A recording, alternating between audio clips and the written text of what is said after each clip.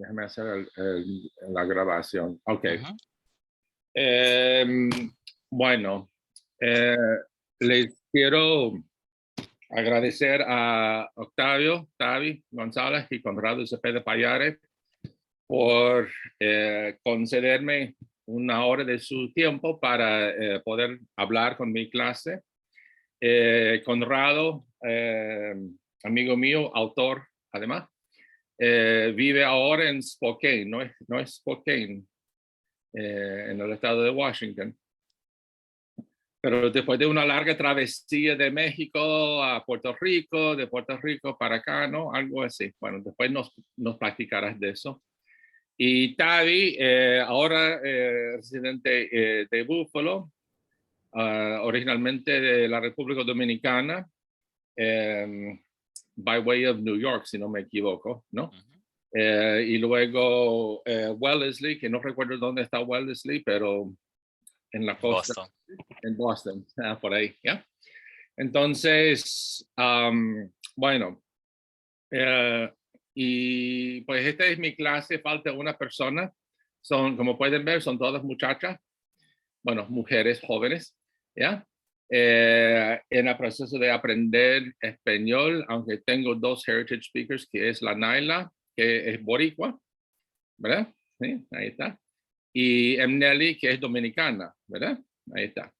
Entonces, ya Nelly tiene con quien conversar, que ya Tavi también es dominicano. ¿Ya? Entonces, la idea, obvio, es que ustedes, mis guajaloticas, como les digo, que conversen con mis amigos Tavi y Conrado para aprender un poco de la vida, ¿no? Y para refrescarles la mente a todos. El tema es la migración en general, pero más específicamente la migración de gente de la comunidad del colectivo LGBTQ. Entonces, quizá podemos empezar con Conrado, si quieres, hablar un poquito de tu vida, tu experiencia, cómo llegaste a Spokane y tus experiencias hoy en día. Y luego Tavi, y luego abrimos el foro a las preguntas. ¿Les parece? Perfecto, me parece estupendo. Preparé una mini presentación, la puedo... Perfecto. Perfecto. Bueno, ¿la pueden ver todas y todos ahora? Sí, ¿verdad? Sí. Perfecto. Ok. Voy a... Perfecto. Así para que se vea bonito. Bueno, pues he titulado esta mini presentación Migrar de lengua, ¿verdad? Ya verán por qué.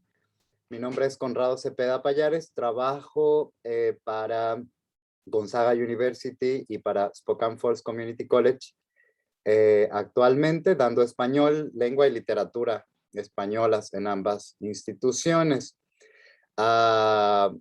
Yo me considero, ¿verdad? Hombre, me identifico como varón, ¿verdad? Como un varón gay, homosexual. Y cuando Richard me invitó para esta presentación, pensaba en qué significa entonces ser eso, más ser migrante, ¿verdad? Porque a veces con la vorágine del tiempo y de las ocupaciones, uno no se detiene a pensar, ¿verdad? En qué significan estas cosas. Entonces, bueno, primero, gracias Richard, muchas gracias Octavio, Rafael, por cierto, mi esposo se llama Rafael. Gracias a todas ustedes. Yo puse ahí a todas y todos, pero bueno, hoy somos mayoría las mujeres, así que gracias a todas por compartir este espacio. Les traigo esta cita que me encanta de este escritor portugués, ¿verdad? Lobo Antunes. No conozco un libro bueno que no sea un regreso a la infancia. Una de mis escritoras favoritas, Rosa Montero, española, ¿verdad? Tiene un libro maravilloso que se llama La loca de la casa. Y entonces ella piensa que la vida toda, la vida misma, ¿verdad? Es un libro y que el cerebro es el escritor de ese libro. El cerebro imagina, secuencias narrativas, el cerebro imagina experiencias y entonces algunas no solo las imagina, sino que como las vive, las recrea y entonces hace historias, ¿no? Bueno, pues este es el Conrado nene, Conrado chiquito. Quiero decirles, yo nací en Bucaramanga, en Santander, en un departamento de Colombia, ¿verdad? Y mi papá era colombiano, mi mamá es mexicana, y bueno, pues el hecho de haber nacido en esta familia como bicultural, ¿verdad? Y de alguna manera también bilingüe, porque aunque hablábamos español todos, el español de mi papá, ¿verdad? O bidialectal, mejor dicho, ¿verdad? Mi papá pues no hablaba igual que mi mamá y en fin, así que nosotros heredamos, ¿verdad? Diversas maneras de hablar. Aquí pueden ver ustedes en la foto de abajo a mis hermanos. Yo soy el mayor de 6 hermanos. Todos somos hijos de mi padre y mi madre. A mano derecha pueden verme ahí a los 6 años. Esa fotografía es de Bogotá, en Colombia. Y arriba, ¿verdad? A la izquierda, yo tenía 1 año. Yo nací el 10 de noviembre de 1980 en Bucaramanga, Santander, Colombia. Así que en una semana cumplo 41 años. Bueno, este libro, ¿verdad? Lo publiqué hace 2 años en San Juan de Puerto Rico. Se llama Mientras afuera llueve. Se puede conseguir en la editorial, en la página de la editorial, Ediciones de Flamboyant. Y lo traigo a colación porque este libro me ha hecho pensar mucho en quién soy yo como persona, ¿verdad? ¿Quién soy yo como escritor también? Pero sobre todo, ¿quién soy yo como ser sensible, como ser social? Porque este libro es un homenaje a las formas de hablar que tenemos en Puerto Rico, Colombia y México. Ya verán por qué, ¿verdad? Porque viví en Puerto Rico varios años. Y bueno, se publicó allá, ¿verdad? Por eso, después de decirles que un buen libro siempre es un regreso a la infancia, pues entonces les presento esto, ¿no? Que es el mío, el primero, y ya les platicaré después. Bueno, ahí son las personas que colaboraron para el libro. Ahí, bueno, el año pasado este libro ganó el Premio Nacional del PEN de Puerto Rico en la categoría de libro híbrido. Es un libro bien lindo, no porque yo lo hubiera escrito, pero es bien lindo. Y les insisto, sobre todo por la cantidad de expresiones distintas de diversas áreas hispanas, ¿no? Ok, bueno, pues esta es la estructura del libro, pero lo importante es la fotografía. Yo viví al principio de mi estancia en Puerto Rico, en esa calle que ven ustedes, que se llama, en San Juan de Puerto Rico, que se llama la calle Madrid. Interesantísimo porque una de mis ciudades favoritas en el mundo es Madrid, en España. Y bueno, esa calle, ¿verdad? Yo vivía en un edificio llamado, ¿verdad? Condominio Madrid, en esa calle. Bueno, ustedes pueden ver al fondo el puerto, ¿verdad? De San Juan y ese atardecer maravilloso que son muy comunes, ¿verdad? Esos colores son bien comunes verlos en el Caribe en general, ¿no? No quiere decir que en otras partes uno no pueda encontrar esos colores, pero pues ahí es encantador, ¿no? Bueno, hay un libro precioso que se llama La profesora de español, de la escritora española Inés Fernández Moreno. Y les traigo esto porque, bueno, pensando en quién soy yo como persona gay y como migrante, ¿verdad? Esto es una maravilla. Dice, hay en la emigración una abolición del pasado. El pasado se vuelve incierto, ilusorio, ya que nadie lo menciona, lo confirma, lo celebra, pero hay también en cierta forma una abolición del presente, de lo que ha sido hasta ayer lo propio y cotidiano. Nos enfrentamos solos, un carozo íntimo y desnudo. ¿Eso somos nosotros? Deja de haber testigos, cuentas que rendir ante nadie. Se puede empezar a hacer cualquier cosa, cualquier otro. Hay en ese reiniciarse una desintegración y una pesadumbre, pero también una vibración de curiosidad que en algo se parece a la alegría. Bueno, chicas, para mí, esto justo ha sido migrar, ¿verdad? Desde mi lugar de nacimiento, entonces después a México, entonces después otra vez a Colombia, después a Puerto Rico y ahora en los Estados Unidos. Quiero decirles que de forma particular yo me formé profesionalmente en la lengua española. Así que cuando me mudé a los Estados Unidos, uno de los primeros retos fue no solo empezar a desarrollarme y empezar a hablar inglés, porque de alguna manera yo había estudiado inglés, ¿verdad? En Colombia y en México. Así que ese no era el problema era ahora hablar este nuevo código académico en inglés. Porque bueno, ustedes lo saben bien, no es lo mismo el inglés que uno habla en la casa, ¿verdad? O el español que uno habla en la casa, que el inglés de la universidad, ¿no? Una vez que ustedes empezaron a estudiar en Canisius College, pues se dieron cuenta que era un mundo distinto y había que empezar a hablar de forma distinta, ¿no?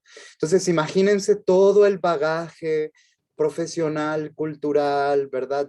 En mi lengua, en mi propia lengua, aun cuando les insisto, hubiera estudiado inglés, hubiera estudiado otras lenguas también, estudié portugués, alemán, francés, y aún con eso era distinto empezar a hablar con esta nueva manera. Así que, como dice Inés Fernández, fue como un desintegrarme, como hacerme nada y entonces volverme a construir y volverme a ser uno nuevo, ¿no? Una persona nueva.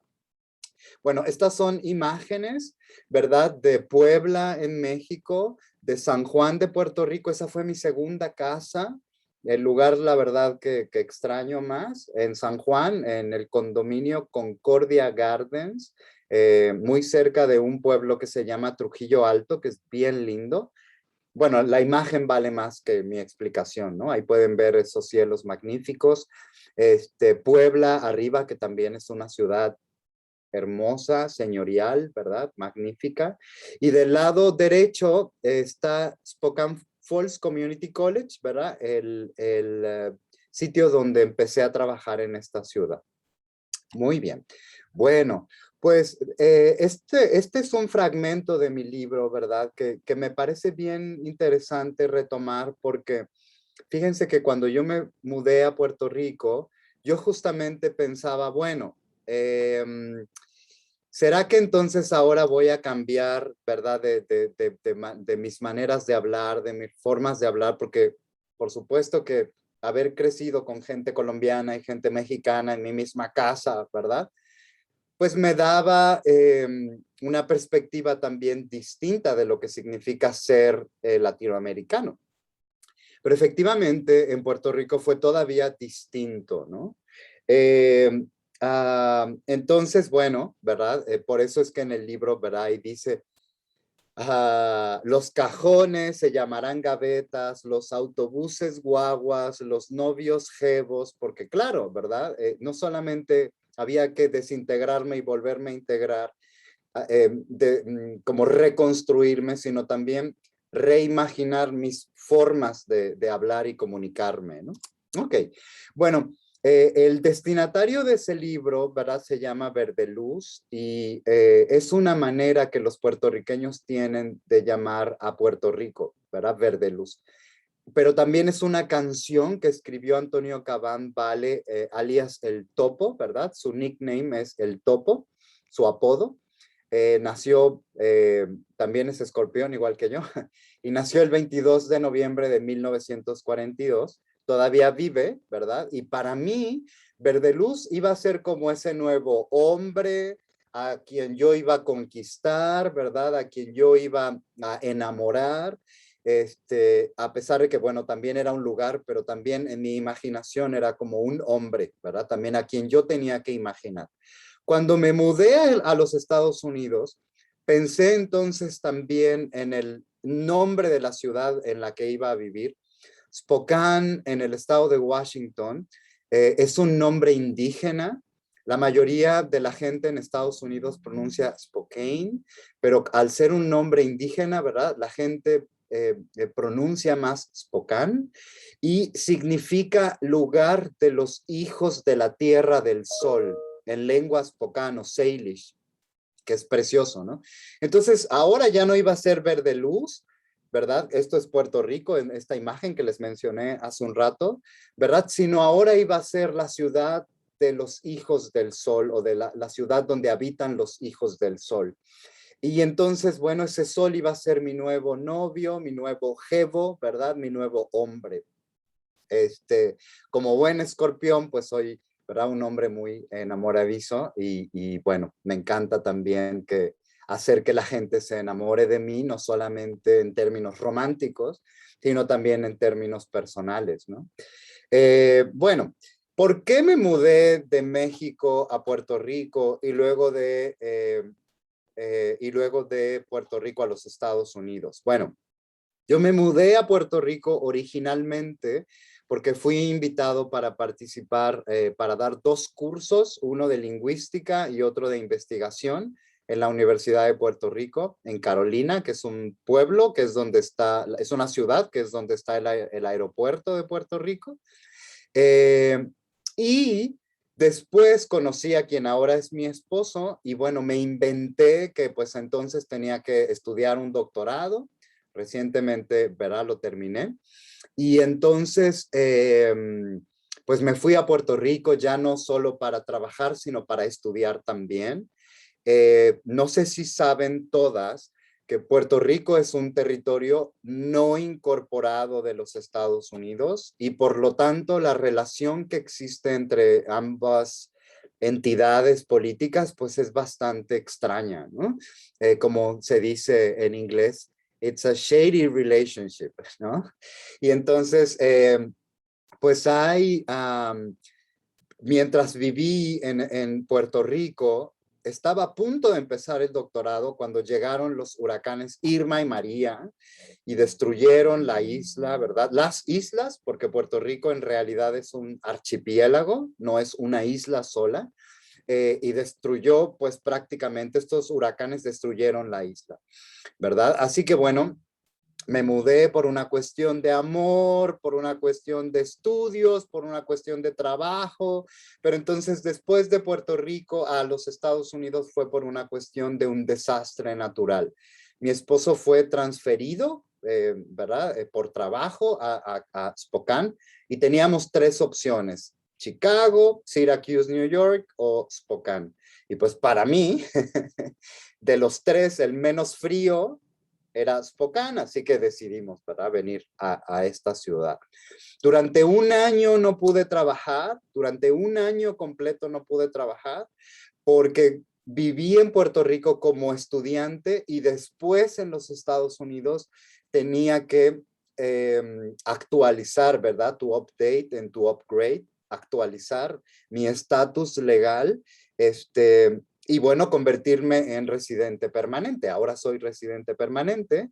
En poco tiempo puedo solicitar la ciudadanía. Y bueno, pues un año no pude trabajar, y en ese año fue que escribí el libro, ¿verdad?, de Mientras afuera llueve. Un año no pude trabajar en los Estados Unidos, pero en ese año colaboraba con 2 instituciones en México, para seguir teniendo ingreso económico, ¿no? Aquí arriba, ¿verdad? En la foto de arriba a mano izquierda, pueden verme muy jovencito, obviamente. Eso fue hace más de 12 años en Sinaloa, en México. Siempre me ha gustado tomar fotografías. Siempre me ha gustado tomar fotografías.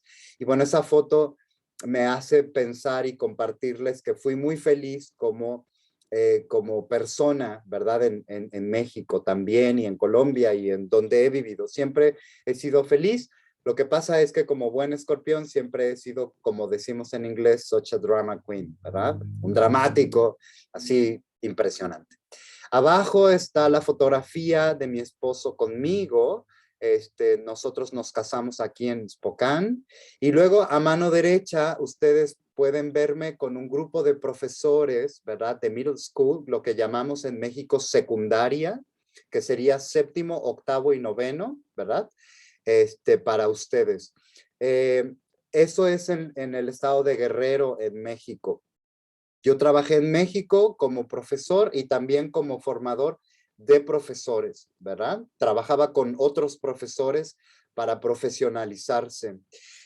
Así que imagínense lo que significó para mí mudarme a Spokane y no poder trabajar. O sea, por eso es que, ¿verdad? Mi mente iba por muchas partes. Además, yo no quería cometer ningún crimen, ¿verdad? Por eso es que me daba miedo trabajar.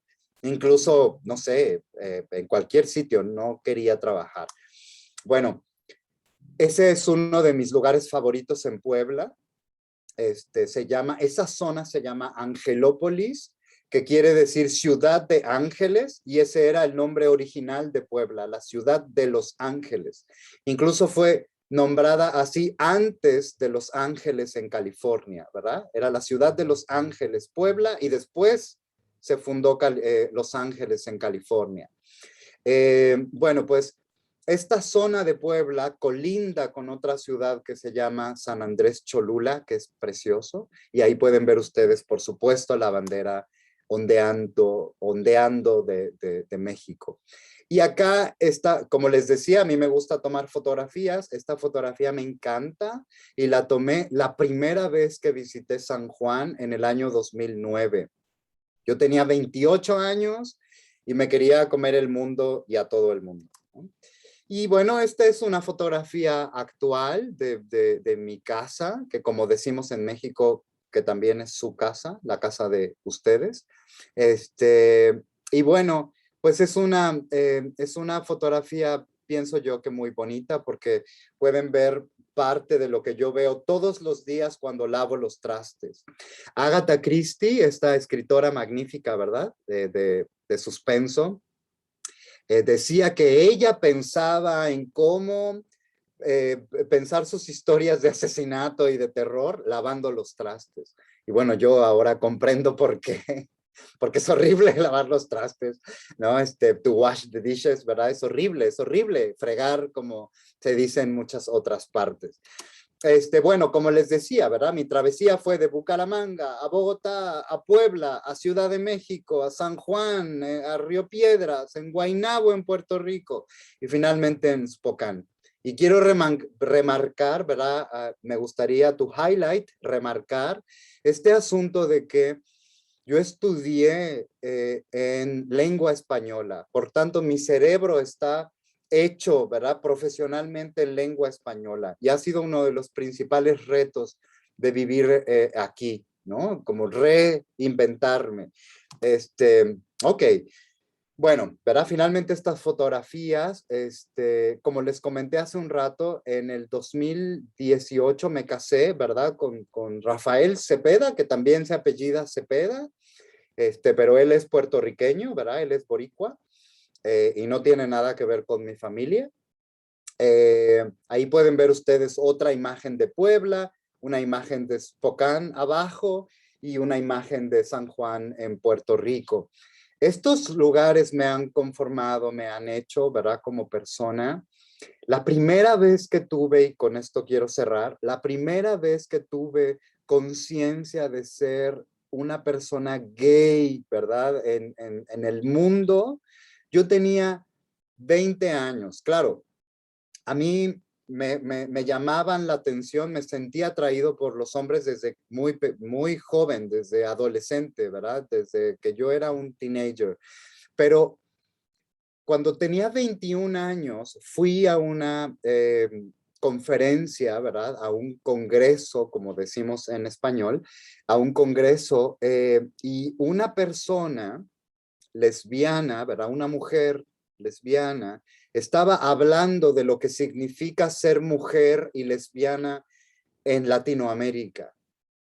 Y de pronto una persona de la audiencia la interrumpió y le dijo, bueno, pero todas las mujeres vivimos exactamente lo mismo. Y ella se enojó mucho, ¿verdad? La conferencista se enojó mucho y le dijo, basta ya de pensar que todos tenemos exactamente las mismas oportunidades en la sociedad. Esto no es cierto. Esto es mentira. Tú hablas desde tu posición de privilegio como mujer heterosexual y yo no he vivido exactamente lo mismo. Entonces, hasta ese momento yo vivía en mi burbuja, ¿verdad? Porque mi familia, porque mi mamá me dijo que me quería desde el principio, porque yo no tuve que salir del closet, ¿verdad? I didn't have to come out. Nunca tuve que salir del closet. Entonces, bueno, yo vivía en mi burbuja y ahí pensé que había otras formas entonces de vivir en el mundo y que casi siempre es bajo la lucha, bajo la constante guerra, ¿verdad? De hacerle ver a los demás que existo, ¿verdad? Que sí tengo valía, que tengo valor, que tengo legitimidad. Bueno, les dejo mi correo, esta es mi dirección electrónica, ¿verdad? conrado.zp@gmail.com. Con mucho gusto, en algún otro momento les puedo compartir la presentación o algún otro dato que les interese. Así que bueno, muchas gracias. Pues gracias, Conrado, por esta introducción a tu vida y tu proceso de formación, digamos. Después, pues tengo varias preguntas y espero que las muchachas también tengan preguntas. Pero por mientras vamos a darle la palabra a Tavi, a que él también hable un poco de su experiencia y su proceso de llegar hasta donde está. Ok, muchas gracias, Richard. Muchas gracias, Conrado. Muy interesante tu journey, como decimos aquí. I'm going to speak in English because that's my dominant tongue now. I hope you guys don't mind. I want to say that I was born in the DR and I grew up in Brooklyn, and I've gone through many journeys, which I write about in my poetry as well as in my nonfiction. So I'll start by sharing my screen if I can. This is a recent interview that I did at Wellesley. I just want to read the first couple paragraphs. So this is Josh, who writes for the Wellesley News. And he writes about me in this way. Associate Professor of English Octavio Gonzalez has been writing since childhood. His first work was a love letter to a girl in the Santo Domingo neighborhood in which he grew up, in Sanchez Payar, in the Dominican Republic. And this is what he says, I say, which is true. The story there is that I was being bullied for being gay, meaning not macho in the Dominican context. So I realized that writing a love letter to a girl in the neighborhood would save my reputation. How's that for Machiavellian? The letter worked. It was such a romantic letter, it threw everyone off the scent, so to speak. Gonzalez said, I said. He sees a through line from that letter to his current work as an established poet and academic with 2 books under my belt and 2 more in progress. And I said this to him in my interview. For me, writing has always been a form of survival and a mode of shaping personal experience and the aspects of self that are part of who I am in my own voice. So that's a little bit of context for where I come from and where writing has played a major role. Again, not only in self-expression, but in sheer survival, people. So in some ways, being gay has been a part of me before I even know what being gay meant. Obviously, at that age, I was too young to have a sexuality, but I was not too young to be bullied for being effeminate, femme, whatever. You know, for those of you who don't know, the DR, we are a very proud culture, but we're also a very conservative culture, a very macho culture. So in any case, I also want to share one of the poems that I included in my first poetry book called the Book of Hours. This came out in 2009, and I just want to share one of the poems here that I think, well, first I'll share the table of contents, and then I'll share this poem here called When I Was Little 1. And I would actually like a volunteer to read this poem. This is what it looks like. It's not very long. Does anyone want to take a stab at it? Then we'll continue.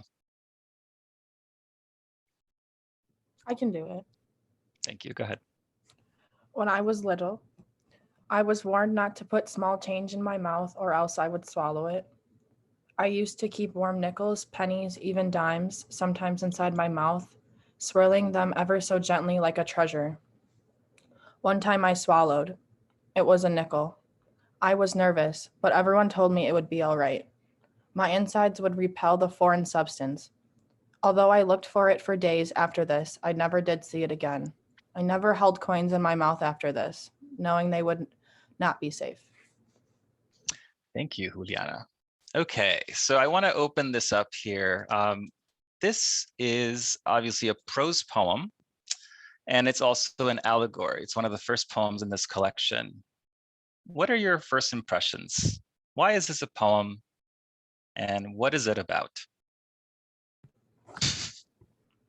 I would think, is it about like coming to terms with who you are? Like the first time I swallowed like the truth of being gay, and then like everyone told you it would be okay, but you like your insides would repel the foreign substance. So, like they would tell you that you'll change, you'll start liking females eventually, but you just kept telling yourself that you would never say your truth again because you had fear of like other people telling you no.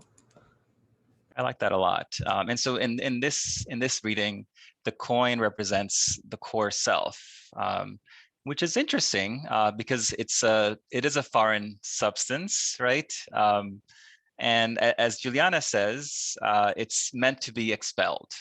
So in a way, it is a metaphor for self-acceptance, and also a metaphor for conforming to others' expectations.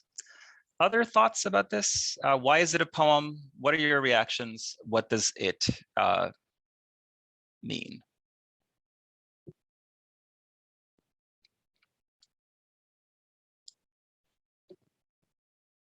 And there are no wrong answers with poetry.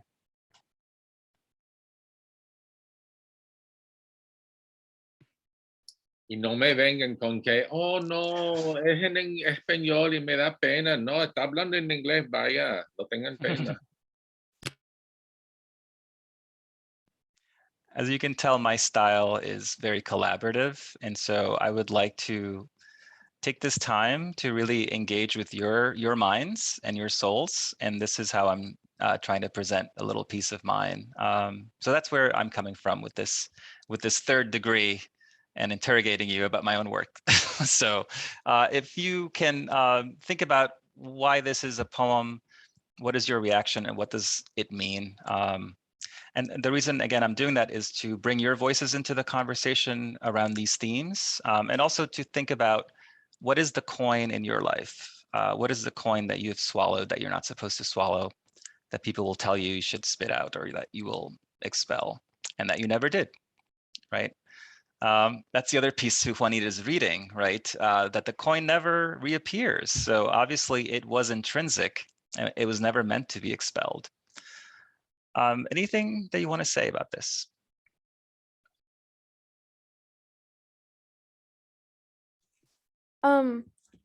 My like meaning of it was kind of similar to Juliana's.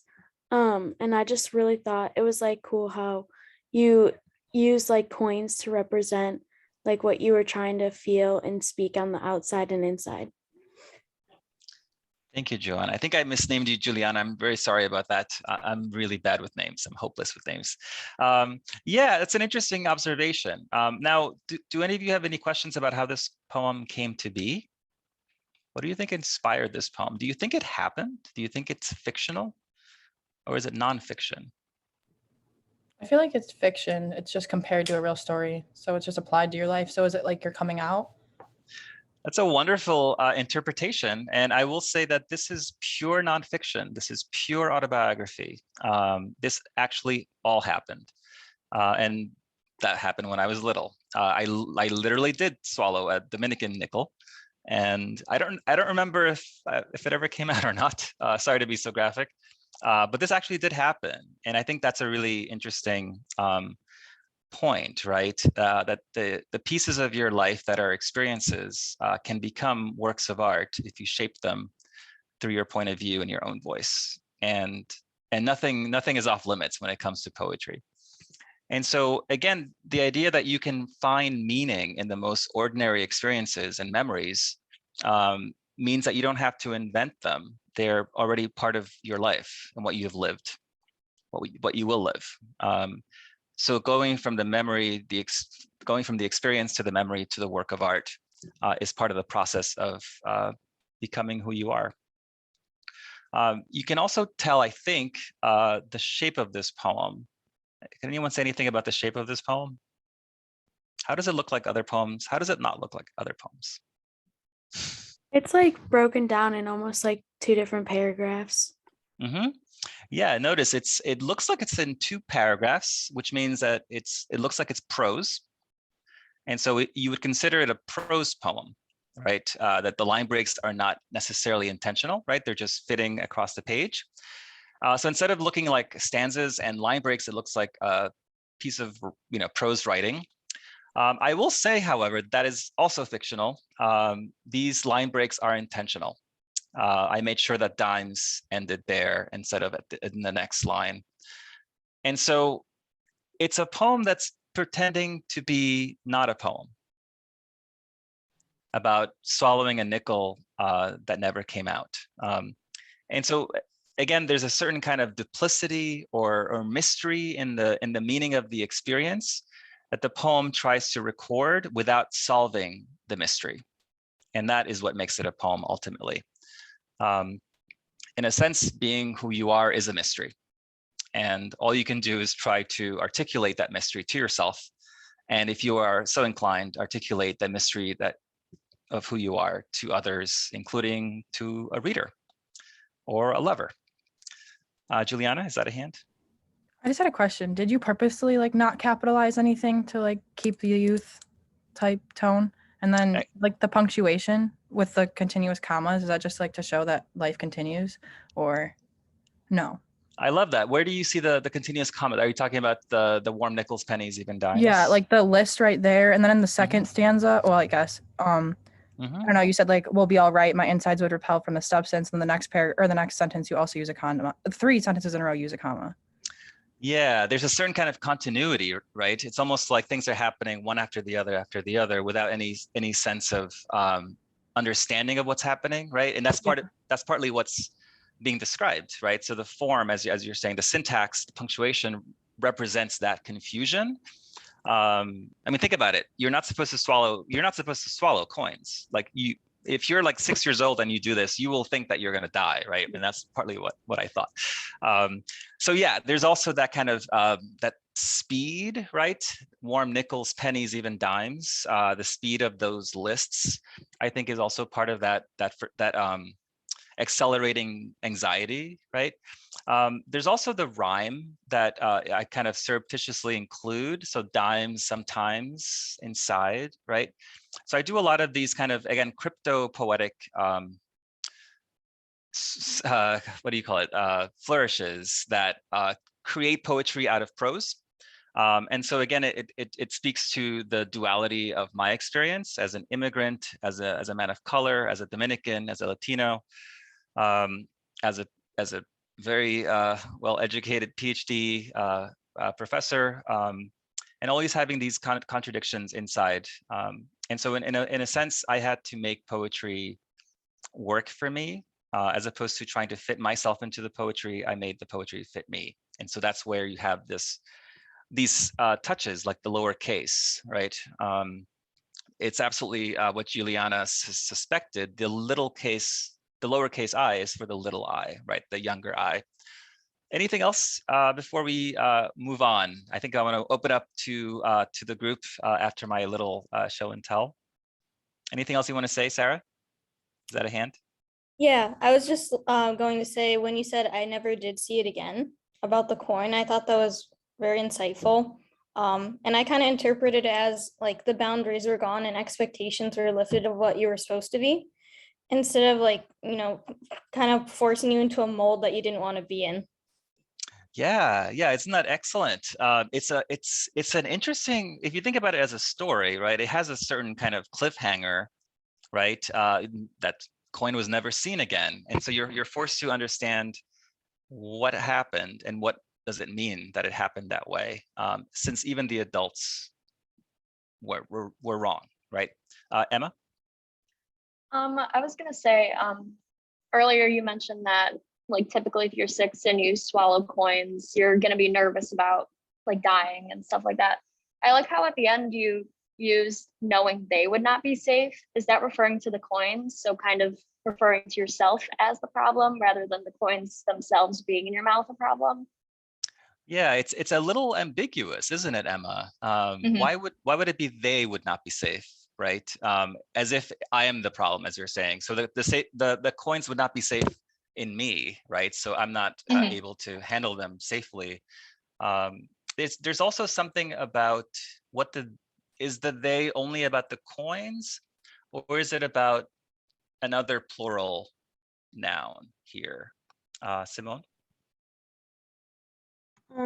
My interpretation was kind of similar to Emma. I was also thinking that maybe the they could stand for like your insides, like the fact that the substance came into you and then they were all looking for it. I'm Mhm. assuming that they like the adults were also looking for it too, for like Yeah. wondering why isn't it out yet or something like that. So I was Yeah. wondering if like the fact that your insides also might not be safe too.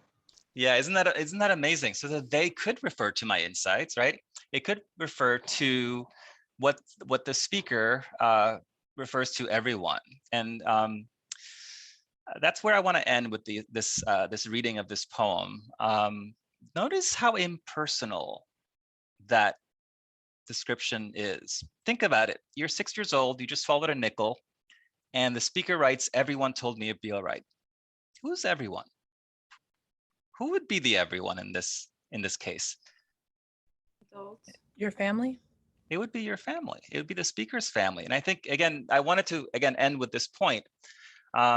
There's no sense of family in this poem. There's a sense of estrangement, including self-estrangement, but also familial estrangement, right? And so, and again, you would, if you blink, you miss it, right? But if you think about it, this example, say if this is your child, right? It would be the mother, right? Or even the older sister or the father or the uncle, etc. The fact that it's not anyone named, that there's no relation named. And the only relation here is actually between the speaker and the coin, and the speaker and himself. There's this, again, there's this deep sense of estrangement and isolation, you could say. And also that the speaker doesn't really listen to adults because they tell them time and time again not to do that. Go ahead, Chloe. Yeah, about this, I just wanted to know, did you also want to say something like, we should also let children make their own experience instead of just telling them, no, this is wrong, this is right, you should do that, you should not do that, you should be that, you should not be that. Or yes, I think that is, in some ways, that is the heart of this poem, right? If there's a moral to this story or to this poem, is that it's fine to tell your child, don't put your hand on the hot stove. That's your job as the child's parent. Just like don't eat coins, don't eat money. But again, the idea that once the child makes that mistake, what happens? And I really wanted to focus on that. That's the second paragraph, right?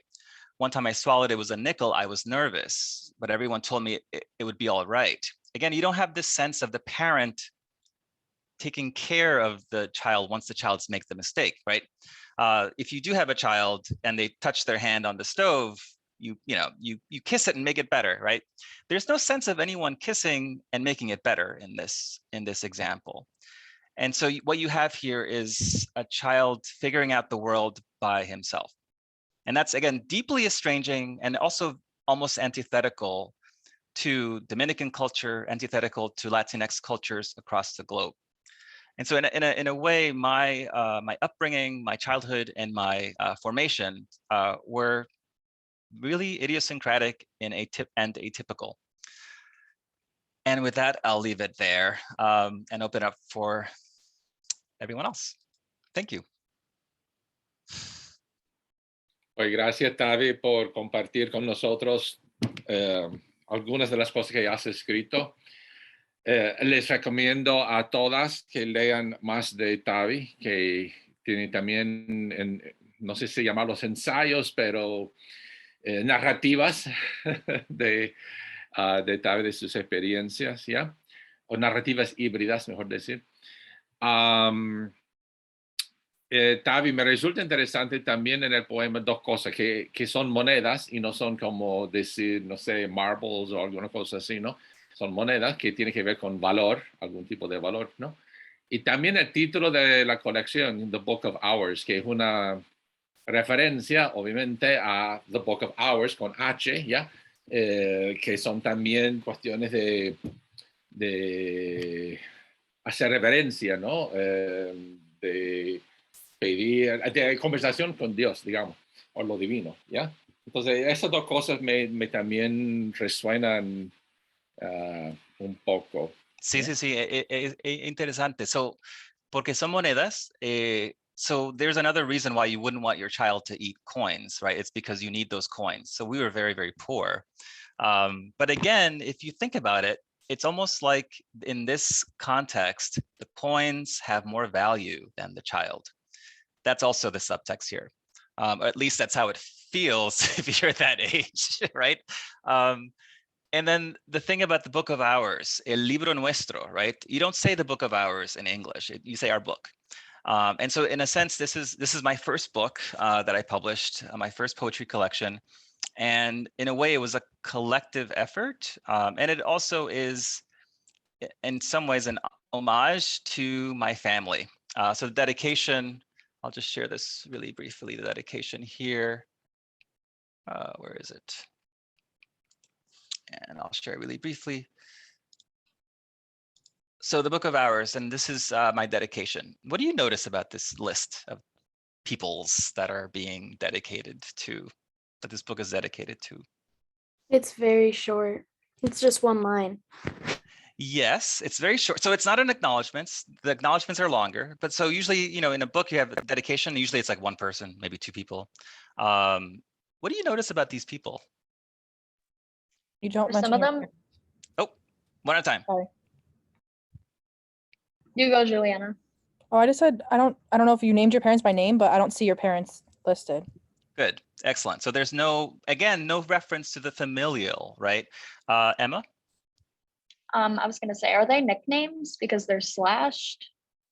Good. So some of them are nicknames and some of them are multiple, right? So if you look at this figure, Ismenia Morena Myosotis, that is one person with various aspects of herself and captured in those nicknames. This is my older sister who I grew up with, and she was called both Morena and Myosotis. This was my mother, rest in peace. She called herself La Piedra, the rock.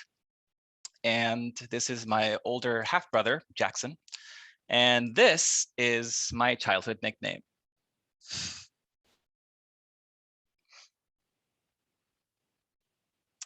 Anyway, so the Book of Hours, including that sense of collectivity that is behind the lyric I, and obviously for any work that I make, there's always a bunch of incredible people behind me, including my family. But notice that I also thank that little boy, in that I dedicate it to that little boy as well as to my family. What do you make of that?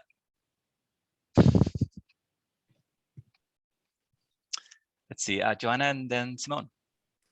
Yeah, I was just gonna say, like, you could be thanking him for like the experiences that were like good or bad, because it shaped you into the person that you are today. Absolutely, absolutely. He was a tough little guy. Simone? I was gonna say something similar, but also I was gonna say that like the title of the book in English, you could also hear it as like hours, like time too. So I was wondering if it was also like referring back to the time like that you grew up. It's also part of the reason that you put in the nickname. Mm-hmm. Absolutely. It is in some ways a book about childhood. And so if you look at it, I can share it with you. It's a PDF now, so I can just share it with you guys if you want. It really does look at the origins of the self all the way to the adolescence, to my college days, but it doesn't go farther than that. So what I'm working on now is working on the more adult stuff for my second collection. I also want to say that the Book of Hours is broken English. And so it's also a linguistic reflection of my hybridity as a Dominican American, right? And so it encodes that kind of adoption of a foreign tongue, right?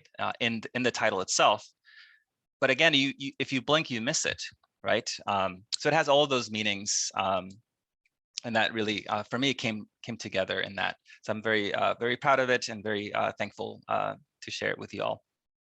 Thanks again. Avi, tú escribes mayormente o exclusivamente en inglés, ¿verdad? No, not necessarily. Yo también, I use Spanglish. So I'll share this other poem, which is toward the end. Let's see where, if I can find it. So I do a lot of Spanglish, and I also do invented. So one of the poems here, let's see which one I can share. I'll share the short one that's not so. Yeah, here it is. This is the first poem. I'll let you decide what part of this is not in English. As hieroglyph, it's not so bad. I want to speak with brokenated tongue. Words milk like teeth. Words to be songs. I have a mouth full of speech. Your breath receives, but doesn't retain. We breathe into ourselves, whether brokenated or simple. If I had an ego to peddle you with, if my breath blew more desert, songs made thirst. Like you're not syncopated either, though you pretend your shoes aren't missing or mouth isn't wrapped in revelation. That sounds like English, right?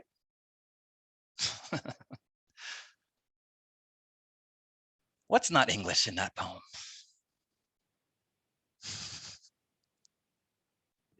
All of it's English. It's just it's not fluent. Like it doesn't like go together. It doesn't like cohere. Like I don't know. Is it like supposed to represent like how it's like surface level? Like I guess like you came like and you know the basics, but like it's hard to actually like function. I don't know. Something like along that line. Like you know what you're talking about. You just don't have the means to do it. Yeah, not having the language for it, right? Having a mouthful of speech. But there's also this you in the poem, your breath receives but doesn't retain. So the poem is also a conversation between two figures. But to go back to your point, Juliana, brokenated is not an English word. It's a neologism or an invented word. And so in my poetic practice, I draw on the Spanish, I draw on broken English, I draw on even invented words that again sound like the English that you learn when you don't know English, right? So my first sentence in English was broken English. It was, get this, it was silence everybody here. Again, I was a tough little kid. Apparently people were just too loud. So it's in honor of that legacy, but notice again, the legacy is not the fluency that you might expect of a Dominican like myself, who's native born. And I really struggle with that. And I also struggled with whether to speak in Spanish or English with you all. I decided that I wanted to be as fluent as possible. And so I did not want to speak with brokenated tongue. And so that's why I'm speaking in this way. But again, I also record the brokenatedness in the English itself. Juliana, is that a hand? Yeah, I just had a question. So did you mean like as hieroglyphic, it's not so bad? Like meaning like the hieroglyphic as like, what did you mean by that necessarily? Good Do you mean question. like, yeah, I don't know. What do you think it means? I was thinking like hieroglyphics explain things in a different way. So like a picture. So like that's basically, I was thinking maybe you know how to explain it. It's just different than what people typically use. So maybe they're not like as apt to understand it or accept it. I don't know. I think that's right. The idea that the U is not pretends that they're not brokenated. Notice that. So the implication is that we are all brokenated in one way or another. And of course, the question becomes, what does it mean to be brokenated, right? That's the hieroglyph. And so it has to do with language, obviously, but it also has to do with communication, with relation, and how that can break down, right? Yeah. So to answer your question, Juliana, there's also a kind of a relationship that's being alluded to but not being revealed in this poem. And so I would say that at that point I wasn't ready to engage with those with the real life references in that poem. And so the poem itself is a hieroglyph, right? It doesn't reveal everything. In a very different mode than when I was little, which reveals everything supposedly, right? This one hides. And so it enacts that enigma, that mystery. So those are the answers that I can give you. There's also the point about it's not so bad. So what would be bad, right? What is it would be the other question about the title, right? As hieroglyph, it's not so bad. So what is the it, right? Does it bother you that this poem has so many mysteries? Personally, no, because it kind of makes you think like about like the mysteries of life. Like you don't know what's gonna happen next. You can't like foresee the future. So like it doesn't really bother me because I guess we live every day like it's a mystery. Isn't that interesting, Joanna? That is true. And I think the acceptance of that mystery is at the heart of this, right? Accepting that I am brokenated, right? And whatever you think brokenated means, we all are it, right? And so there's a sense in which this poem is like life. And I'll just fill in some of the biography here. A lot of the references, especially toward the end, are toward my mother. She was the one whose mind was wrapped in revelation, i.e., she was reading the Bible a lot in her when she got older. And so she was. What is the song? What is the lyric that comes to mind? Intervention. I'm not going to continue with that because I'm getting a little verklempt. But part of it is, again, this crypto relationship with my mother that was unresolved at that point.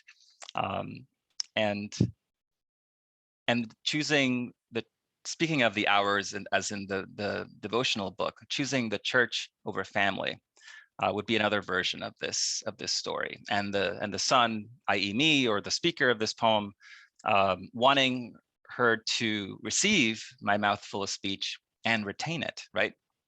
Doesn't retain it. And so it's about this frustrated relation, right? And again, this is a very atypical mother-son relationship. Nothing about my family was typical, unfortunately or fortunately. So yeah, that's in answer to your question, Richard. I use a lot of Spanglish. I have thought about turning back to Spanish, but I became a poet by writing in English, and so it's a hard habit to break. But recently I've been talking to this younger poet who's a son of an alum that I was friends with, and I told him that Samuel Beckett, very famously, the famous modernist, he taught himself to write in French because he wanted to debilitate his power over language, because obviously he was an Irishman and a very educated Irishman. And so he chose to write in French. Why would you want to make yourself less capable of expressing yourself? Why did Samuel Beckett do what he did? Obviously, he's a famous author of Waiting for Godot, among other many brilliant masterpieces of drama. But why do you think he would do that? I don't know, but it's brave to do that, just to try something you're not used to, and yeah, it's brave. I don't know.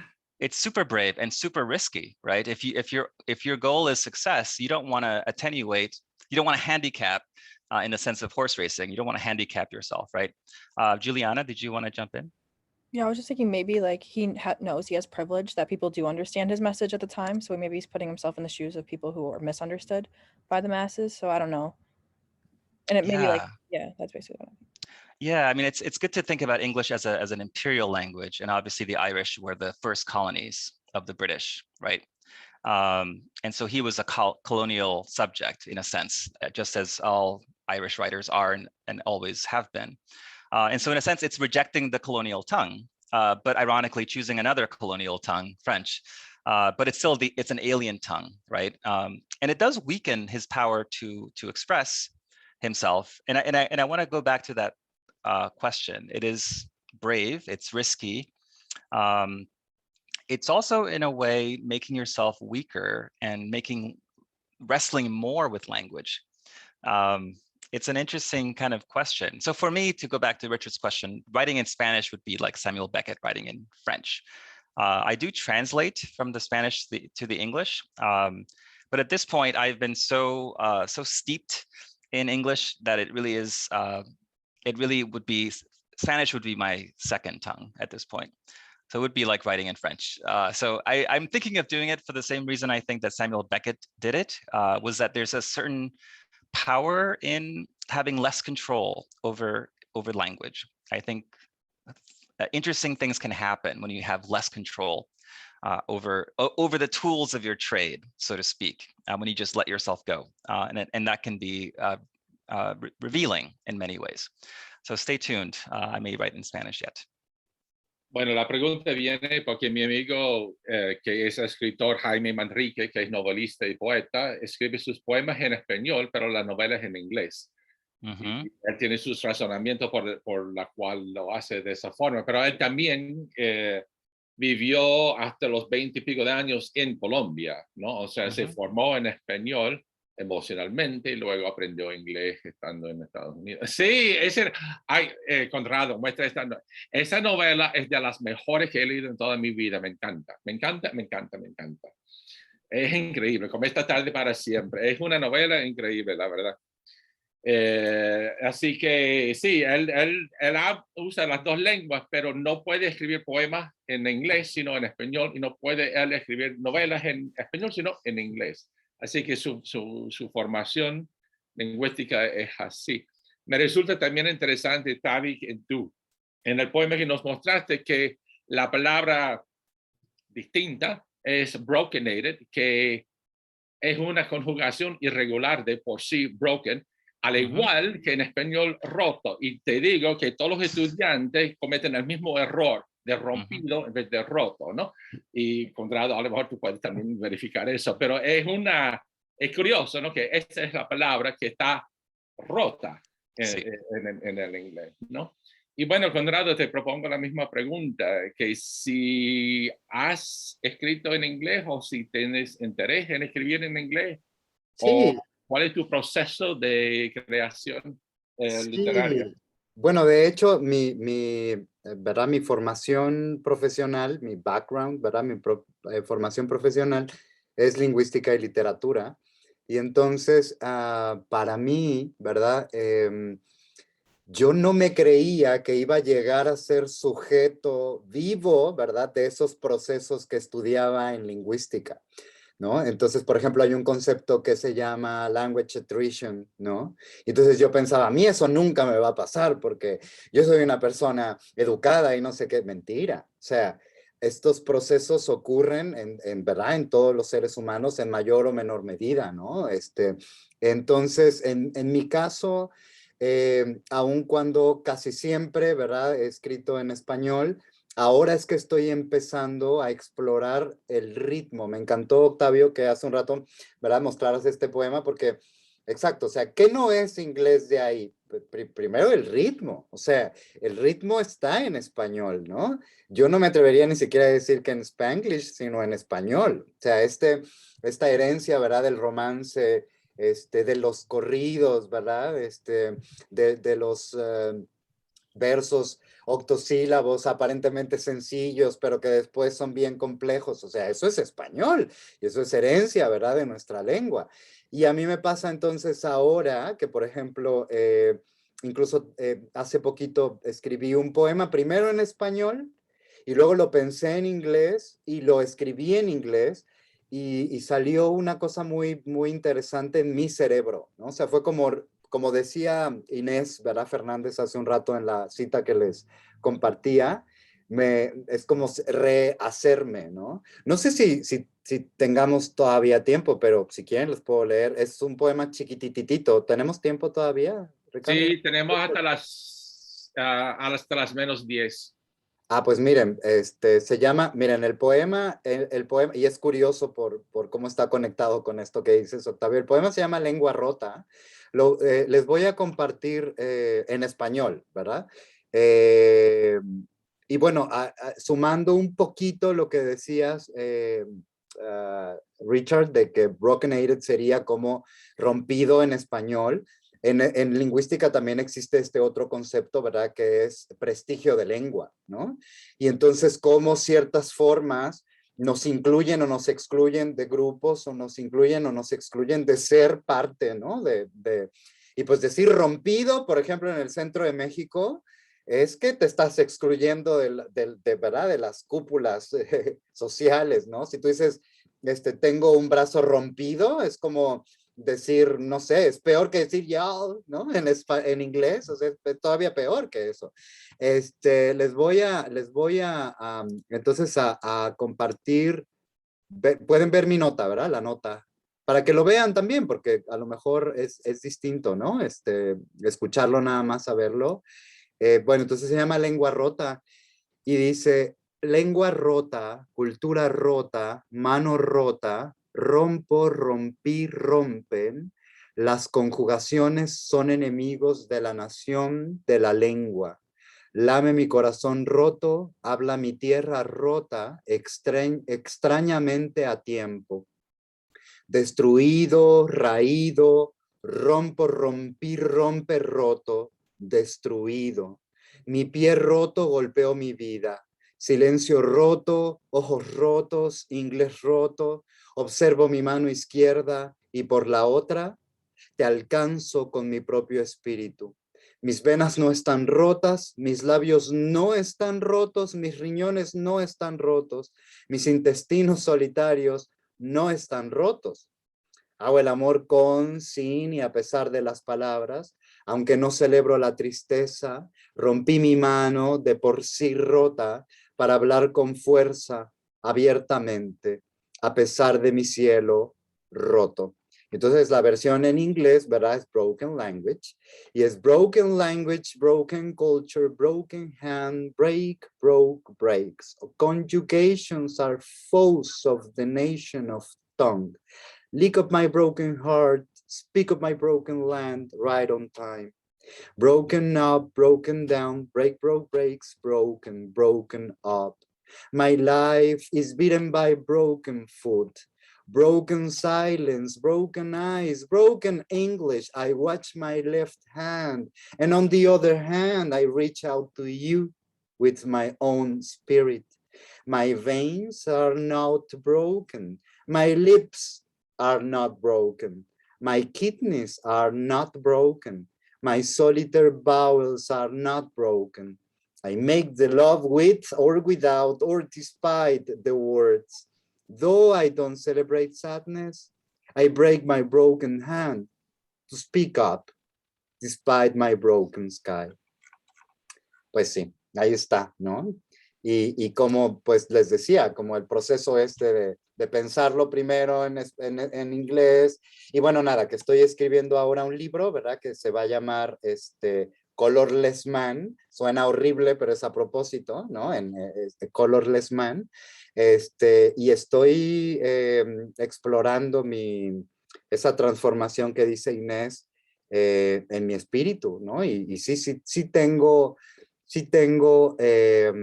la voluntad de escribir en inglés, pero también la voluntad de escribir en alemán y en portugués, porque portugués para mí, ¿verdad? Cuando yo me siento súper molesto o descontrolado, voy y escucho música en portugués, cualquiera que esto sea, incluso rock en portugués, ¿verdad? Sea portugués o brasileño o mozambiqueño o de las Comoras, y me calma, ¿no? Entonces quisiera explorar, yo pienso que pues justo como nos mostró Octavio, la poesía comienza antes de las palabras con el ritmo, antes de las palabras con la música, ¿no? Ni siquiera con el sentimiento, pues, o sea, para mí esas cosas ni siquiera existen, o sea, es más bien, es este ritmo que es como que se mete, ¿no? Dentro y entonces de ahí surgen todas las demás cosas. Pues, vaya que estoy fascinado leyéndote.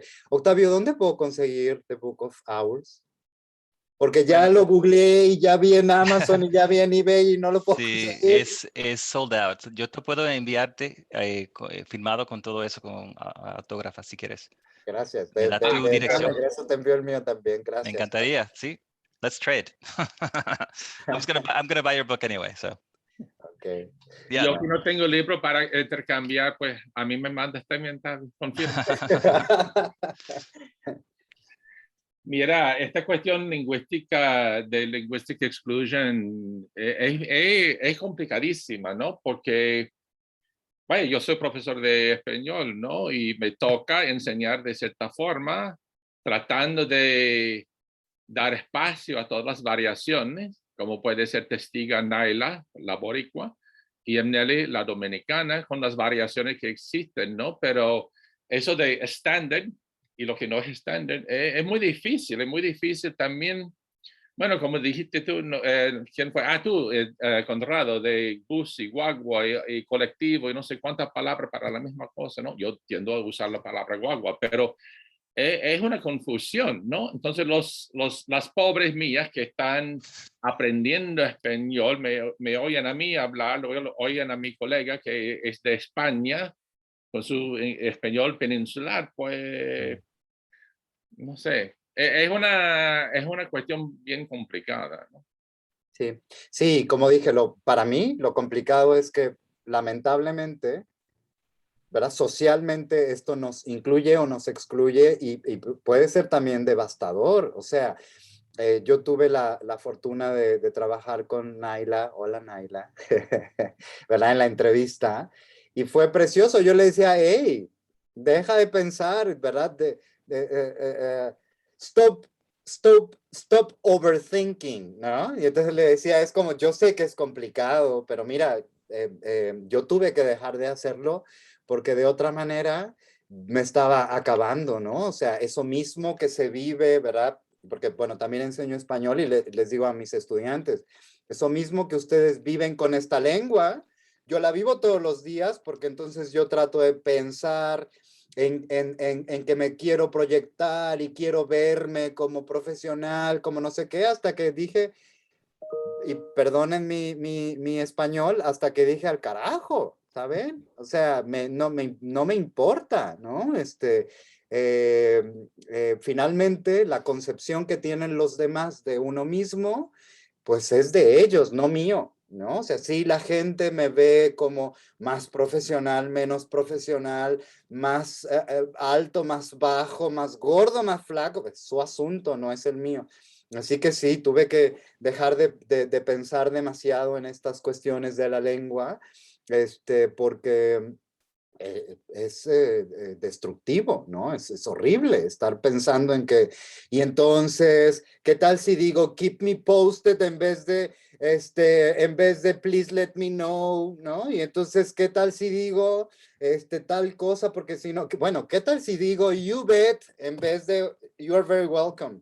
Van a pensar que soy un ranchero, un townie, ¿no? Van a pensar que soy, o sea, no, al caramba, ¿sabes? Entonces, más bien me muevo con la gente y trato ¿verdad? De moverme de acuerdo a las personas, por supuesto, porque es importante, pero si cometo un error, ¿verdad? Si cometo un error, pues ni modo, o sea, es parte del vivir y convivir en esta nueva aventura, ¿verdad?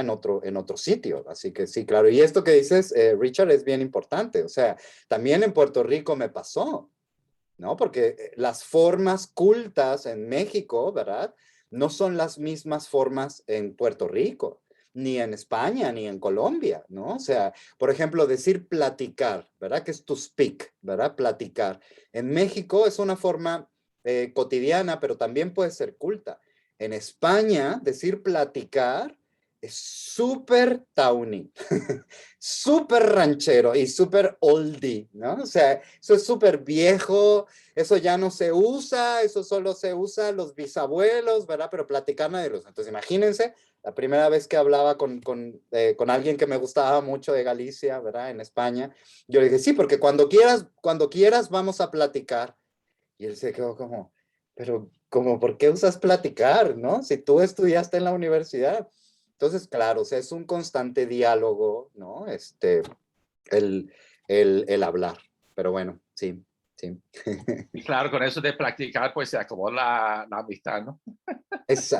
Bueno, no, porque finalmente nos vimos y finalmente nos gustamos mucho, pero sí es complicado. Uno tiene que estar abierto y es bidireccional, ¿verdad? It's a back and forth conversation, por supuesto. Es una conversación, debe de ser así. De lo contrario, si uno es abierto y la otra persona no lo es un desastre, ¿no? O sea, sí, claro. Sí. Pero hay quienes hablan de cierta forma que insisten que los demás deben de hablar de esa forma. No. Correcto. Sí, acá yo tengo unos colegas de España, just between us, guys. Tengo unos colegas de España y bueno, ellos sienten que tienen o sea, que el español de ellos es el correcto. Yo dije, hey, y ahí usé mi inglés. Y dije, pardon my English, but bitch, please. ¿Sabes? O sea, discúlpame, pero eso es, lingüísticamente eso es incorrecto. Todas las formas son adecuadas siempre y cuando se pueda comunicar. Ahora, claro, si tú quieres que tus estudiantes hablen de una forma para verse profesionales, bueno, piensa en qué país. Porque en Colombia es distinto, en España es distinto, en Chile es distinto, en México es distinto, y en México es distinto en el norte, en el centro, en Yucatán, en Guerrero, o sea, entonces no, sí, yo entiendo muy bien, ¿no? Este rollo de lo difícil que es, pero también pasa en inglés. Claro. También pasa en inglés. La primera vez que dije, keep me apprised, o sea, un estudiante me dijo que por qué usaba esa expresión. Eso es como de viejos y que eso era como que ya ni se usa. Y pues claro que no, o sea, es como yo aprendí en México, ¿no? Que así se decía y que así.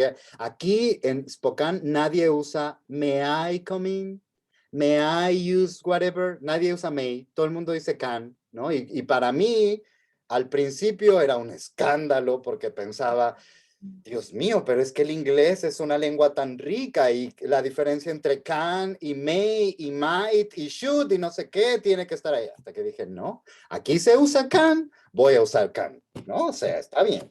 O sea, sí. Ahora digo, can I use your bathroom? Y a mí al principio fue horrible, ¿verdad? En mi cerebro, pero ahora lo digo así. Está bien. Es un proceso constante. Constante, sí. Y luego imagínense entre jóvenes y no tan jóvenes, es todavía más, ¿no? O sea, Viejo. o sea, un estudiante de pronto llega y me dice, sup, y yo. Y ahora pues no digo así, pero entiendo y se me abrió la mente y pues hasta les tengo cierto cariño cuando me dicen sup, ¿no? O sea. Bueno, ya hemos llegado al final de la clase, al final de la hora, pues quiero agradecerle a Tavi, a Conrado su tiempo y su buena voluntad de compartir con nosotros y espero que sigamos con la conversación. Y bueno, qué gusto verles, Conrado y Tavi, que es mi vecino hoy en día, de hecho, así que Conrado, te falta venir para acá para conocer en persona. Pronto, muy pronto voy para allá para que nos vayamos a janguear. Sí. Ojalá. Sí. Bueno, Tavi. Muchas gracias. Fue mucho placer. A todas, mucho gusto, Tavi, Mucho gusto. Richard. Chao. Un placer. Chao, chao. Chao. Chao. Bye.